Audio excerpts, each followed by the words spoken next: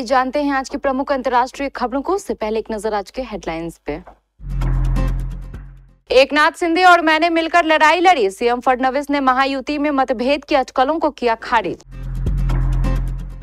कांग्रेस नेत्री Himani Narwal murder case में Haryana police को बड़ी कामयाबी, एक आरोपी गिरफ्तार। राहुल गांधी के साथ जम्मू कश्मीर तक पदयात्रा की, कौन है हिमानी नरवाल?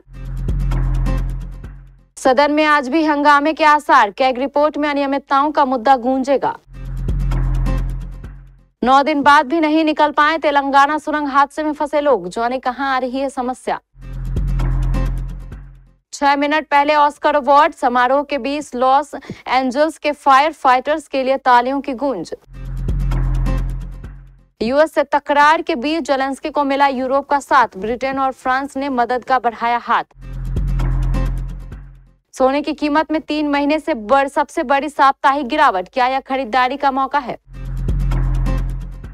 एड्रियन ब्रॉडी बने बेस्ट एक्टर, ऑस्कर जीतने से चूकी प्रियंका चोपड़ा की अनुजा। और कौन है मॉडर्न डे क्रिकेट का दूसरा जोंटी रोड्स, वसीम अकरम ने बता दिया। महाराष्ट्र के सत्तारूढ़ महायुति गठबंधन ने राज्य विधानसभा के बजट सत्र से पहले मतभेद की अटकलों को सिरे से खारिज कर दिया। मीडिया के सामने आए मुख्यमंत्री देवेंद्र फडणवीस ने कहा, सत्तारूढ़ सहयोगियों के बीच कोई शीत युद्ध या अंदरूनी लड़ाई नहीं है। मैं और एकनाथ शिंदे दोनों जानते हैं कि जब हम साथ होते हैं तो हमें क्या करना चाहिए। हमने विपक्ष से सफलतापूर्वक मुकाबला किया है, उन्होंने करारी शिकस्त दी है और विधानसभा में शानदार जीत हासिल की है। यह लड़ाई हमने साथ मिलकर लड़ी है। जिस प्रेस कॉन्फ्रेंस में फडणवीस ने यह बात कही वह कैबिनेट मीटिंग और परंपरागत चाय मीटिंग के बाद हुई थी। इस चाय मीटिंग का विपक्षी महाविकास अघाड़ी ने बहिष्कार किया था। उन्होंने कहा, विपक्ष की स्थिति हमारी तरह नहीं है, हम साथ हैं, विपक्ष में ही तनाव और नाराजगी है। फडणवीस ने कहा कि हमने विपक्ष को चहापन सत्र से पहले चाय नाश्ते वाली बैठक के लिए आमंत्रित किया था, लेकिन उन्होंने इसका बहिष्कार किया। उन्होंने एक बैठक की जिसमें उनके कोई भी बड़े नेता नहीं आए। उन्होंने हमें 9 पन्नों का पत्र दिया है जिसमें 9 लोगों के नाम हैं, 7 लोगों के हस्ताक्षर हैं और उस पत्र में उन्होंने ऐसे मुद्दे उठाए हैं जो उन्होंने केवल प्रेस से लिए हैं। कांग्रेस नेत्री हिमानी नरवाल मर्डर केस में हरियाणा पुलिस के हाथ बड़ी कामयाबी लगी है। पुलिस ने इस मामले में एक आरोपी को गिरफ्तार कर लिया है। पुलिस आरोपी से पूछताछ कर रही है।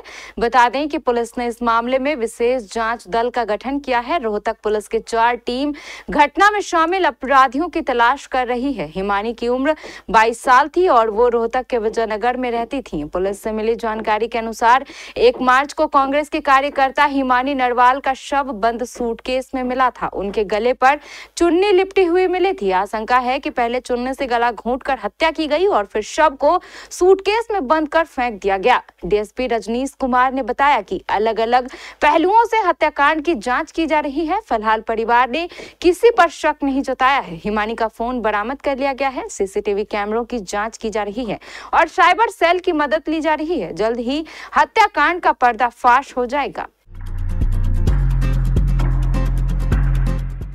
हरियाणा को रोहतक जिला के सांपला उपमंडल में बस स्टैंड के पास शनिवार सुबह बंद सूटकेस में एक युवती का शव मिला। युवती के गले में चुन्नी लिपटी हुई मिली है, साथ ही हाथों में मेहंदी भी लगी हुई थी। ऐसी आशंका जताई जा रही है कि युवती का गला घोंटकर हत्या की गई। शुरुआत में युवती की पहचान नहीं हुई थी, बाद में युवती पहचान कांग्रेस की महिला नेता हिमानी नरवाल के रूप में हुई। हिमानी नरवाल ने राहुल गांधी को भारत जोड़ो यात्रा में भी शिरकत की थी। हिमानी नरवाल भूपेंद्र सिंह हुड्डा की पत्नी आशा हुड्डा के बहुत करीबी था। हिमानी ने राहुल गांधी के साथ जम्मू कश्मीर तक पदयात्रा की थी। हिमानी नरवाल के बड़े भाई की करीब 14 साल पहले हत्या कर दी गई थी। उनकी हत्या के 4 साल बाद हिमानी के पिता ने आत्महत्या कर लिया था। वो बीएसएफ में काम करते थे। उनकी मां को पिता की जगह नौकरी मिल गई थी। उनकी मां बीएसएफ कैंप में रहती थी। वहीं हिमानी विजयनगर में अपने पुश्तैनी मकान में अकेली रहती थी। दिल्ली विधानसभा के सत्र में आज सोमवार को जोरदार हंगामा होने के आसार हैं। सदन से विपक्षी आम आदमी पार्टी के सदस्यों के 3 दिनों के निष्कासन के बाद सोमवार से उनकी दोबारा वापसी के बाद सत्ता पक्ष व विपक्ष के सदस्यों के बीच जोरदार बहस देखने को मिल सकती है।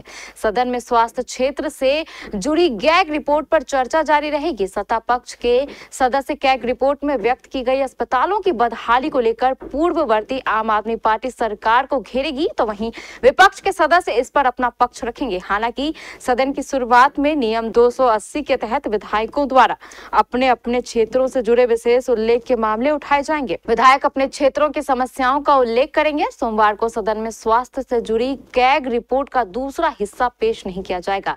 इसके चलते सदन का कार्यकाल भी आगे बढ़ाए जाने की भी संभावना कम ही दिख रही है।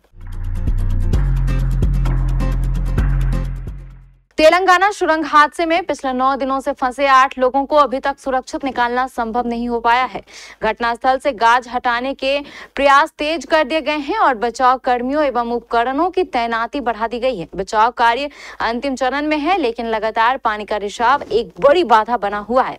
मुख्यमंत्री ए रेवंत रेड्डी ने कहा कि सुरंग के अंदर फंसे लोगों के सटीक स्थान की अभी तक कोई जानकारी नहीं है। सरकार बचाव अभियान में तेजी लाने का प्रयास कर रही है। रविवार को उन्होंने दुर्घटना स्थल का दौरा किया। बाद में पत्रकारों से बात करते हुए उन्होंने कहा कि क्षतिग्रस्त कन्वेयर बेल्ट की मरम्मत के बाद बचाव अभियान में तेजी आएगी। गाद ले जाने में मदद करने वाली कन्वेयर बेल्ट के सोमवार तक ठीक हो जाने की उम्मीद है। अमेरिका के लॉस एंजल्स में जनवरी महीने में लगी भयानक आग के बाद ऑस्कर अवार्ड समारोह चल रहा है। इसमें अब तक कई कैटेगरी के अवार्ड की घोषणा हो चुकी है। लॉस एंजल्स की आग में इलाके में जान माल का बड़ा नुकसान हुआ था और इस पर काबू पाने में कई दिन लग गए। ऑस्कर अवार्ड के दौरान लॉस एंजल्स के फायर फाइटर्स को भी स्टेज पर बुलाया गया और उनके स्वागत में लोगों ने खड़े होकर तालियां बजाई और उनका धन्यवाद किया। वहीं पूर्व ऑस्कर विजेता और मशहूर एक्टर रहे जिन हैकमैन के निधन पर उन्हें भी समारोह के दौरान याद किया गया। इस पुरस्कार समारोह के कुछ दिन पहले ही जिन हैकमैन के निधन की खबर आई थी। ऑस्कर समारोह में पहुंचे लॉस एंजल्स के फायर फाइटर्स का जोरदार स्वागत किया गया। इस साल के ऑस्कर पुरस्कार समारोह में सर्वश्रेष्ठ सिनेमाटोग्राफी के लिए दी ब्रूटलिस्ट को ऑस्कर अवार्ड मिला है। यह पुरस्कार ब्रिटेन के लॉन क्राउली को मिला है। वहीं ब्राजील की film I am still here को सर्वश्रेष्ठ अंतर्राष्ट्रीय फीचर का अवार्ड मिला है। यह फिल्म ब्राजील के एक राजनीतिज्ञ रूबेंस पाइवा की वास्तविक गुमशुदगी पर आधारित है। इस फिल्म को पुरस्कार मिलने की घोषणा के वक्त तालियों की बड़ी गूंज सुनाई दी। 97वें ऑस्कर अवार्ड में नो अदर लैंड को सर्वश्रेष्ठ डॉक्यूमेंट्री का पुरस्कार मिला। इस समारोह में ड्यून पार्ट 2 को 2 ऑस्कर अवार्ड मिले हैं। इससे पहले बेस्ट साउंड की कैटेगरी में और फिर बेस्ट विजुअल अवार्ड के लिए ऑस्कर मिला है। अमेरिकी राष्ट्रपति डोनाल्ड ट्रंप से तीखी बहस के बाद व्हाइट हाउस से खाली हाथ लौटने वाले यूक्रेन के राष्ट्रपति व्लादिमीर जेलेंस्की को यूरोपीय देश के नेताओं ने हर संभव मदद का भरोसा दिया। ब्रिटेन और फ्रांस यूक्रेन के साथ मिलकर युद्ध विराम की योजना पर काम करने के लिए पूरी तरह तैयार हैं। ब्रिटेन के पीएम कीम स्टार्मर ने कहा कि यूक्रेन को 5000 एयर डिफेंस मिसाइलें देगा। अमेरिका में डोनाल्ड ट्रंप से हुई तीखी नोकझोंक के बाद कई यूरोपीय देश यूक्रेन के राष्ट्रपति व्लादिमीर जेलेंस्की के साथ आ गए हैं।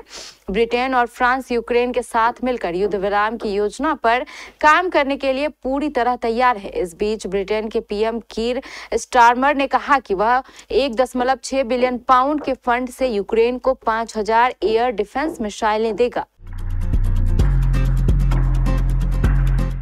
डॉलर इंडेक्स में लौटी मजबूती के बीच पिछले हफ्ते गोल्ड अंतर्राष्ट्रीय बाजार में करीब 2.7% टूटकर $2858 प्रति औंस पर आ गया। यह पिछले करीब 3 महीनों में सबसे बड़ी साप्ताहिक गिरावट रही। देसी बाजार में एमसीएक्स पर यह 2% से अधिक की साप्ताहिक नरमी के साथ $84,219 प्रति 10 ग्राम पर आ गया। हालांकि विशेषज्ञों का कहना है कि गोल्ड का आउटलुक अच्छा बना हुआ है और जल्द ही यह $3000 प्रति औंस के पार चला जाएगा।